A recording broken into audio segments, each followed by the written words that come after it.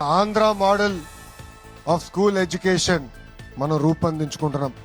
పిల్లలు కాదు, పిడగలను తయారు చేసే బాధ్యత మీ లోకేష్ తీసుకుంటాడని ఈ సభాముఖంగా రాష్ట్ర వ్యాప్తంగా ఉన్న తల్లిదండ్రులందరికీ నేను హామీ ఇస్తున్నా. కేజీ నుంచి పీజీ వరకు కరికులం ని బలోపేతం చేస్తున్నాం. చదువుతో పాటు నైతిక విలువలు చాలా చాలా అవసరం. ఈరోజు నేను కొన్ని విషయాలు చెప్పాలనుకుంటున్నా. మనం మాట్లాడుతూ గాజులు తొడుక్కున్నావా అంటారు. లేదంటే ఇంట్లో ఎవరైనా ఏడుస్తుంటే అమ్మాయిలాగా ఏడవద్దు అంటారు. అది కరెక్ట్ కాదు. అది ఎప్పుడు చెప్పినా నాకు చాలా బాధ కలుగుతుంది. సమాజంలో మార్పు రావాలంటే మన ఇంటి నుంచే ఆ మార్పు మొదలవుతుంది. అందుకే పుస్తకాల్లో కూడా మహిళల్ని గౌరవిస్తాం కానివ్వండి, ఇంటి పనులు కూడా సమానంగా ఇద్దరు చేయాలనేది పుస్తకాల్లో పెట్టబోతున్నాం. వచ్చే సంవత్సరం నుంచి అది కూడా చేస్తున్నాం. ఇంతేకాకుండా ఆడ మగ సమానం అనేది పిల్లలకి పాఠశాలల్లోనే నేర్పిస్తామని ఈ సభాముఖంగా తల్లిదండ్రులందరికీ నేను హామీ ఇస్తున్నా. ఇప్పుడే గౌరవ ముఖ్యమంత్రి గారు చెప్పినట్లు పిల్లల్లో నైతిక విలువలు చాలా చాలా అవసరం. ఇది అనేక సార్లు గౌరవ ముఖ్యమంత్రి గారు నాకు చెప్తాం జరిగింది. ఇప్పుడే పెద్దలు చెప్పినట్లు నేను అమెరికాలో చదివా, స్టాన్ఫర్డ్ లో ఎంబీఏ చేశా. చాలా మంది అడిగారు, స్టాన్ఫర్డ్ లో మీరు ఎంబీఏ చేశారు, మీరు ఏం నేర్చుకున్నారని. వాళ్ళకి ఒకటే చెప్పా, పుస్తకాలన్నీ చదివాం, కేస్ స్టడీస్ చేసాం, అన్నీ నేర్చుకున్నా.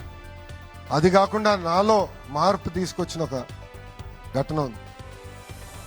మొదటిసారి నేను వెళ్ళక్కడ పరీక్షలు రాయాల్సిన సమయంకి వెళ్తే ఉపాధ్యాయులు వచ్చి పేపర్లని టేబుల్ మీద పెట్టారు.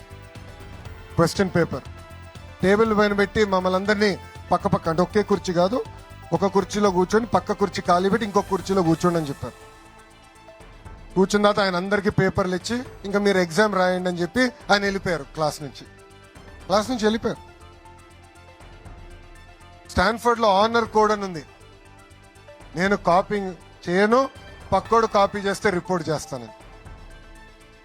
సుమారుగా ఒక 30 ఎగ్జామ్లు రాసుంటా, 30 పరీక్షలు. ఎక్కడ ఒక్క టీచర్ కానీ ఇన్విజిలేటర్ లేరు. అందుకే అంటున్నా, సమాజంలో నైతిక విలువలు చాలా చాలా అవసరం. ప్రత్యేకంగా పిల్లల నుంచే ప్రారంభం అవ్వాలి. దీనికోసం గౌరవ ముఖ్యమంత్రి గారు సలహాదారుగా చాగంటి కోటేశ్వరరావు గారిని నియమించారు. వారి డైరెక్షన్ లో ప్రత్యేక పాఠాలు కూడా త్వరలో రూపొందిస్తున్నాం. దీంట్లో భాగంగా లైఫ్ స్కిల్స్, సివిక్ అవేర్నెస్, ఆటలు పాటలతో పాటు పిల్లల్ని చదివించే బాధ్యత మేము తీసుకుంటున్నాం.